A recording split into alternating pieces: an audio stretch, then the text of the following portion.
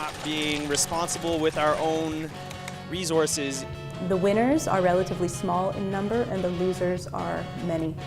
They don't ask always what the community think about it. And that kind of work just creates so much havoc on the family.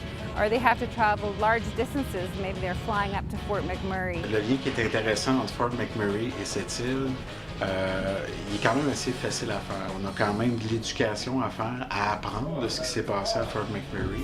Déception Durable is the bilingual story of basically our trips in Alberta and in Quebec and going after the links between, resource development at opposite ends of the country. The film basically in part serves as a warning to the people of Quebec. My province famously has been resource driven for 50 years and it hasn't done us any good. And in fact the effects even in the short term aren't very good, so we wanted to highlight that. La loi sur les mines, il y a There's God, puis après ça il y a la loi sur les mines, puis après ça il y a le reste. I guess what I want viewers of this film to really understand is that whatever big project comes to town, you need to consult the people who are living there.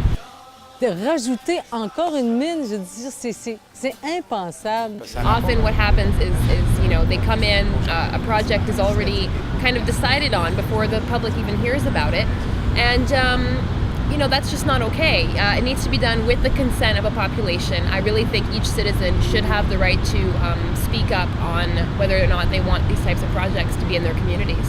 Est-ce qu'on va être capable éventuellement de faire en sorte qu'on va avoir un projet qui va durer?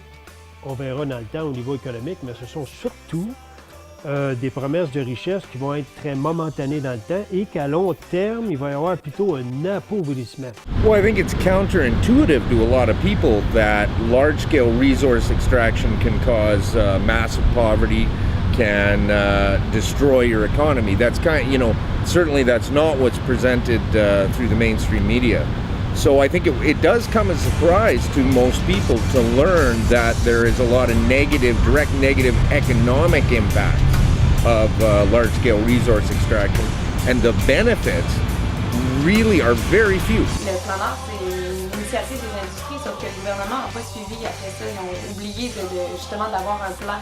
C'est un plan qui va mener à la dépossession totale du Québec et des Québécois. The way we came up with the idea to do this movie basically is through working together at CUTV. So I was a reporter doing live reports for protest coverage during the Maple Spring, and William was the cameraman, and by talking to each other we figured out, that a lot of the problems that we each had in our home communities were reflected in each other's, right? So my being from Sept-Îles, a lot of the consequences of the Plan Nord are similar to those caused by the tar sands in Alberta. So through finding that out, we decided to make a movie just to show how big those links really are.